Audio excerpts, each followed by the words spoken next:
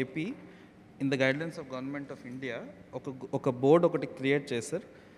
ఈ all construction workers related all professions, అంటే right from electricians అవ్వచ్చు, మేస్త్రి పని చేసే వాళ్ళు అవ్వచ్చు, అలా రకరకాల టైల్స్ పని చేసే వాళ్ళు అందరినీ కలిపి ఒక బోర్డు ఒకటి క్రియేట్ చేసి అందులో ఒక ఫండ్ క్రియేట్ చేసి ఇలాంటి ఇన్సూరెన్స్ స్కీమ్ కోసం ఆయన అడిగేది అది సార్. యాక్చువల్లీ ఒక ఐడి కార్డు ఇచ్చి ఆ ఇన్సూరెన్స్ స్కీమ్ని ఆ బోర్డ్ ఫండ్ నుంచి ఇస్తాం. అంటే ప్రైవేట్ ఇన్సూరెన్స్ ఉన్నా లేకపోయినా ఆ board will support their accidental risk అనేది ఒక ఒక ఒక వెరీ గుడ్ ట్రెడిషన్ ఉండింది సార్ మన స్టేట్లో. అది కొంత డైల్యూట్ అనమాట వాస్తాం. So they are again reviving. Yeah, so అది సార్, అది ఇప్పుడు మళ్ళీ రివైవ్ చేస్తున్నారు సార్. సో మీరు అడిగిన దాన్ని ఆల్రెడీ గవర్నమెంట్ చాలా సీరియస్ తీసుకొని ఆల్రెడీ స్టార్ట్ చేసింది. త్వరలో మీకు కూడా తెలుస్తుంది. మేము కూడా మీటింగ్ పెట్టి అందరికీ బోర్డ్ ఆఫ్ కన్స్ట్రక్షన్ వర్కర్స్ ఉన్న ఆల్ అసోసియేషన్ పిలిపించి నేను మీటింగ్ పెట్టాలి. అది జీవో వస్తే నేను మీటింగ్ ఆర్గనైజ్ చేస్తాను సార్. సార్ వాళ్ళు అడిగిన రెండోది సార్, ఈ ఐటీఐస్లో వాళ్ళు చదువుతున్న పిల్లలకి వీటికి మనకి ఎవ్రీ మంత్ మనం మేళా పెడుతున్నాం సార్, జాబ్ మేళా.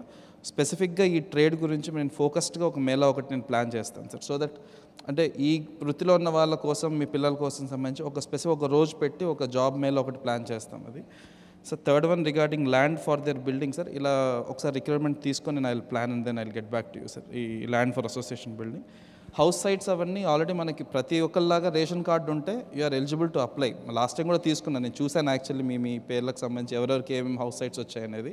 ఇంకేమన్నా మిగిలినా కూడా గవర్నమెంట్ నుంచి జీవో వస్తేనే మనం అలాట్ చేసుకుంటాం. అది నా లెవెల్లో అయిపోతుంది, కలెక్టర్ లెవెల్లోనే. So will take care of that sir. Sir if you permit I will request నా కృష్ణతేజ గారు, జాయింట్ సెక్రటరీ, టు స్పీక్. గౌరవ ఉప ముఖ్యమంత్రివర్యులు శ్రీ పవన్ కళ్యాణ్ గారికి, గౌరవ జిల్లా కలెక్టర్ శ్రీ షణ్మోహన్ గారికి, గౌరవ ఓఎస్డీ గారు శ్రీ వెంకటకృష్ణ గారికి, ప్రేమితులందరికీ నమస్కారం. ఈ వేదిక నుంచి మీ అందరితో ఒక 2 అనుభవాల్ని షేర్ చేసుకుందాం అనుకుంటున్నాను. కరెక్ట్గా 3 నెలల కిందట తెల్లవారుజామున ఒక జిల్లాలో ఒక 3 ఉపాధి శ్రామికులు నడుచుకుంటూ వెళ్తున్నప్పుడు ఒక ఆటో వచ్చి వాళ్ళని గుద్దటం వల్ల ఆ 3 ఉపాధి శ్రామికులు చనిపోవడం జరిగింది. చనిపోయిన వెంబటనే దాదాపు ఒక 6-7 గంటల్లో గవర్నమెంట్ నుంచి వాళ్ళకి రావాల్సిన కాంపెన్సేషన్ మనం వాళ్ళకి ఆ కుటుంబానికి అందించాం. కాకపోతే ఉన్న జీవో ప్రకారం గవర్నమెంట్ నుంచి వచ్చే కాంపెన్సేషన్ 50,000 రూపాయలు. ఈ విషయం డిప్యూటీ సీఎం గారికి తెలిసిన వెంబటనే డిప్యూటీ సీఎం గారు ఇచ్చిన ఇన్స్ట్రక్షన్ 50,000 నుంచి మనం మ్యాక్సిమం ఎంతవరకు ఇవ్వచ్చు అంటే 50,000 నుంచి 2 లక్షల దాకా ఇవ్వచ్చు అని చెప్పినప్పుడు సార్ స్పెషల్ ఇన్స్ట్రక్షన్ ఇచ్చి మనం ఆ 3 కుటుంబాలకి 2 లక్షల దాకా కాంపెన్సేషన్ చెల్లించడం జరిగింది. అదే రోజు సార్ ఇన్స్ట్రక్షన్తో ఇంక నుంచి ప్రమాదవశాత్తు ఏ ఉపాధి శ్రామికుడు చనిపోయినా సరే ఈ జీవో 10 ఏళ్ళు 15 ఏళ్ళ నుంచి మారకుండా ఉన్న జీవోని మార్చి 50,000 కాంపెన్సేషన్ నుంచి 2 లక్షలకి పెంచడం జరిగింది.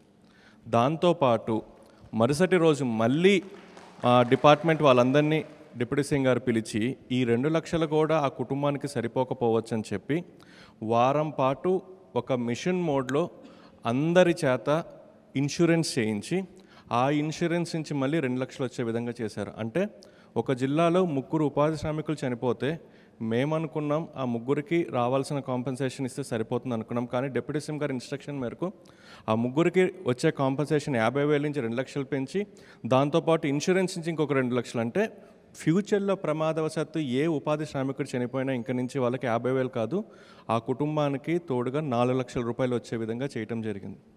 రెండో అనుభవం, పిఠాపురంలో ప్రమాదవశాత్తు ఒక ఎలక్ట్రీషియన్ చనిపోయారు.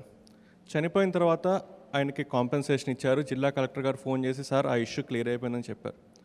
అయిపోయిందని చెప్పిన తర్వాత కూడా సార్ మమ్మల్ని పిలిచి అసలు ఎంతమంది ఎలక్ట్రీషియన్లు ఉన్నారు, నిజంగా ఎలక్ట్రీషియన్ కనుక ఒక ఇన్సులేటెడ్ గ్లో వేసుకుంటే చనిపోయేవాడా, మంచి మంచి ఇన్సులేటెడ్ ఇన్స్ట్రుమెంట్స్ వాడుంటే చనిపోయేవాడా, ఇన్సులేటెడ్ షూ వేసుకుంటే చనిపోయేవాడా అని చెప్పి ఒక సర్వే చేయించి సర్వే ప్రకారం ఉన్న 323 మంది ఎలక్ట్రీషియన్స్ని ఐడెంటిఫై చేసి ఇంకా పిఠాపురంలో ఏ ఎలక్ట్రీషియన్ చనిపోకూడదు అని చెప్పి మీకోసం ఈరోజు ఇన్సులేటెడ్ ఎక్విప్మెంట్ని, ఎలక్ట్రికల్ ఎక్విప్మెంట్ని, ఇన్సులేటెడ్ గ్లౌస్ని, ఇన్సులేటెడ్ షూస్ని, దాంతోపాటు ఇన్ని చేసినా ఇంకా ప్రమాదవశాత్తు ఎవరైనా పొరపాటున చనిపోయినా మీ అందరికీ ఇన్సూరెన్స్ని స్వయంగా ఆయన అరేంజ్ చేయటం జరిగింది. కాకపోతే ఈ వేదిక మీద మీ అందరికీ చెప్పేది ఏంటంటే ఎంత ఇన్సులేటెడ్ షూ ఇచ్చినా, ఎంత ఇన్సులేటెడ్ ఎక్విప్మెంట్ ఇచ్చినా, ఎంత ఇన్సులేటెడ్ గ్లోవ్ ఇచ్చినా మీరు కొంత జాగ్రత్త వహించకపోతే దానివల్ల ఉపయోగం ఉండదు. కాబట్టి ఇచ్చినవన్నీ మీరు సద్వినియోగం చేసుకొని మీ కుటుంబాన్ని మీరు దృష్టిలో పెట్టుకొని కొంత భాగం జాగ్రత్త మీరు కూడా ఉండే విధంగా చేయాలి. Sir, thank you so much for giving me this opportunity sir. Pithapuram నుంచి వచ్చేసిన మీ అందరికీ నా హృదయపూర్వక నమస్కారాలు. నాతో పాటు ఇక్కడ ఆసీనులైన కృష్ణతేజ గారికి, కలెక్టర్ షణ్మోహన్ గారికి, ఓఎస్డి వెంకటకృష్ణ గారికి అందరికీ నా హృదయపూర్వక నమస్కారాలు. మన పిఠాపురంలో గత ఏప్రిల్లో మల్లాం గ్రామంలో రిపేర్కి అని వెళ్ళి, హౌస్ హోల్డ్ రిపేర్కి అని వెళ్ళి ఆయన చనిపోవడం నాకు చాలా బాధ కలిగించింది. అంటే ఇలాంటి సంఘటనలు మనం జాగ్రత్తలు తీసుకోకపోతే జరుగుతూ ఉంటాయి. నేను అడిగాను అసలు ఎలా జరిగింది ఏంటి అని అడిగాను. అడిగినప్పుడు ఇంటికి ఎవరో పిలిచారు, చేస్తూ ఉంటే షార్టేజ్ జరిగింది, ఆ లీక్ వల్ల ఇట్లా అయిపోయిందని. నాకేమనిపించిందంటే బేసిక్గా నేను మీ అందరికీ ఎప్పటి నుంచో తెలుసు, బేసిక్గా శ్రామికులకి ఎవరైతే కష్టపడతారో వాళ్ళ ప్రాణాలు పణంగా పెట్టి చేస్తారు, వాళ్ళకి సెక్యూరిటీ ఉండాలని ముందు నుంచి నేను కోరుకునేవాడిని. అది నేను సినిమాలో ఉన్నప్పుడు కావచ్చు, వ్యక్తిగతంగా కావచ్చు, ఒకసారి మేము ఏదైనా ఆఫీసుల్లో పనిచేస్తున్నప్పుడు కావచ్చు, షూటింగ్లో కావచ్చు, ఇల్లు కడుతున్నప్పుడు కావచ్చు. మొన్న ఈ ఆఫీస్ కడుతున్నప్పుడు కూడా చాలామంది స్టాఫ్కి అసలు హెల్మెట్స్ లేకుండా కడుతున్నారు. ఎలక్షన్ టైంలో నేను దృష్టి పెట్టలేకపోయిన తర్వాత అయిన తర్వాత చూస్తే అందరికీ సేఫ్టీ షూస్ ఒకటి, హెల్మెట్ అందరికి ఇవ్వడం జరిగింది. సో నాకు అది గుర్తొచ్చింది. బేసిక్ ఇలాంటి ఎలక్ట్రీషియన్ అనేది చాలా ప్రమాదకరమైన ఉద్యోగం. అది అన్ని ప్రమాదకరమైనవి, కానీ ముఖ్యంగా తెలిసి ఎక్కడ లీక్ ఉందో తెలియదు, ప్రమాదకరమైనది ఎలక్ట్రిసిటీ. దానివల్ల ఎంత మనకి వెలుగిస్తుందో ప్రాణాలు తీసే శక్తి కూడా ఎలక్ట్రిసిటీగా ఉంది. అందువల్ల చాలా జాగ్రత్తగా ఉండాలి. ఎందుకు ఆ జాగ్రత్తలు వహించలేకపోయారు అంటే రైట్ షూస్ లేవు, బేసిక్ కేర్ తీసుకోలేదు, ఇట్లాంటివి దృష్టిలోకి వచ్చినాయి ఆ రివ్యూస్లో. అదొక్కటే కాకుండా ఒకటి జాగ్రత్తలు తీసుకోకపోవడం వల్ల ఆయన ప్రాణాలు కోల్పోయారు, తద్వారా కుటుంబ సభ్యులకి సంపాదించే వ్యక్తిని కోల్పోవటం, అలాగే స్పర్ధలు కూడా రావటం, గ్రామాల్లో చిన్నపాటి గ్రామాల్లో స్పర్ధలు కూడా రావటం, అది ఇంకా ఇబ్బంది కలిగించేస్తుంది. ఒకవైపు ప్రాణం పోయిందనేది బాధ ఒకటి, ఇంట్లో సంపాదించే చేయబడి లేదనేది ఒక బాధ అయితే, దానితో మళ్ళీ ఈ సామాజిక స్పర్ధలు ఇంకా ఇబ్బంది కలిగజేస్తాయి. సో నాకు ఇవన్నీ చూసి అనిపించింది, ఎప్పుడు కూడా ఈ పొలిటికల్ మైండ్ సెట్లో ఉండే వాళ్ళందరూ గొడవలు పెంచి పెట్టడానికి చేస్తారు. నేనేమేమో ఆలోచిస్తానంటే ఒక గొడవ, ఒక ఇష్యూ వచ్చిందంటే దాన్ని ఎలా సాల్వ్ చేయాలని ఆలోచిస్తాను, కానీ ఎలా పెంచాలని ఆలోచించను. అందుకే నేను 100 సార్లు చెప్తూ ఉంటాను, రోడ్డు మీద ఎవరైనా వచ్చిన బైకుల మీద వెళ్ళినా జాగ్రత్త జాగ్రత్త జాగ్రత్త అని 100 సార్లు చెప్తూ ఉంటాను. నాకు పరిధిలో ఉన్నంత వరకు మా అందరికీ కూడా అధికార యంత్రాంగం కావచ్చు, ఆఫీస్ వాళ్ళు కావచ్చు, ఎవరికైనా సరే జాగ్రత్తలు తీసుకోండి అని చెప్పి 100 సార్లు చెప్తాను, ఈవెన్ చిన్నపాటి ఫంక్షన్ చేసినా కానీ.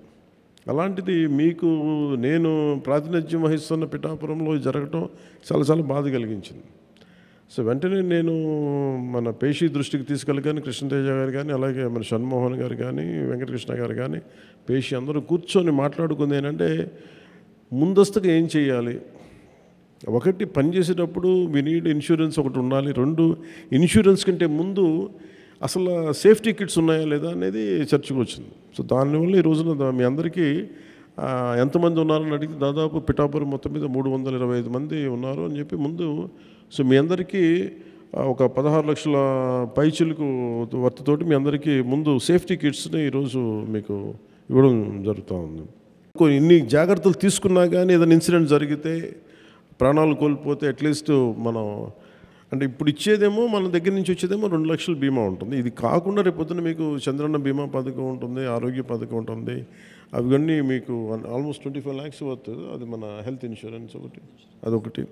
So we have enough security తీసుకుంటున్నాం, ఆ ప్రయత్నంలో ఉన్నాం. సో అందువల్ల మీ అందరికీ ఆ జాగ్రత్తలు తీసుకుంటారని, అలాగే మీరు చెప్పింది కూడా భవన నిర్మాణ కార్మికుల సంక్షేమ నిధిని తిరిగి రివైవ్ చేయమని కోరుకుంటాం. అది నా ఆశయం కూడా. అది దాన్ని ఇనిషియేట్ చేసాం.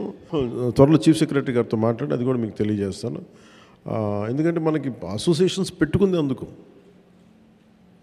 గత ప్రభుత్వం కూడా మీరు చూశారు కదా, వాళ్ళకి ఏమాత్రం బాధ్యత రాహిత్యం, వాళ్ళు పట్టించుకోలేదు. ఉన్న మీ డబ్బులను కూడా వాళ్ళు దారి మళ్లించేశారు.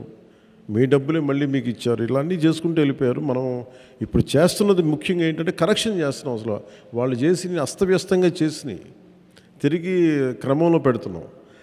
సో అందుకని మీరు చెప్పింది అలాగే మీరు అడుగుతుంది. ఇంకోటి ఆర్గనైజేషన్ గురించి అడుగుతా ఉన్నారు. మనం మీటింగ్లు పెట్టుకోవాలంటే దాన్ని కూడా దృష్టి సారిస్తాం. ఒకసారి కలెక్టర్ గారిని కూడా ఎలా ఒక పాసిబుల్ సొల్యూషన్ ఎందుకంటే దానికి కూడా ఎలా చేద్దాం అనేది మళ్ళీ వాళ్ళు మీటింగ్స్ పెట్టుకోవడానికి అదొకసారి చూడండి. అది ఎలా ఎలా ఎలా ఎలా ఉంటుందో.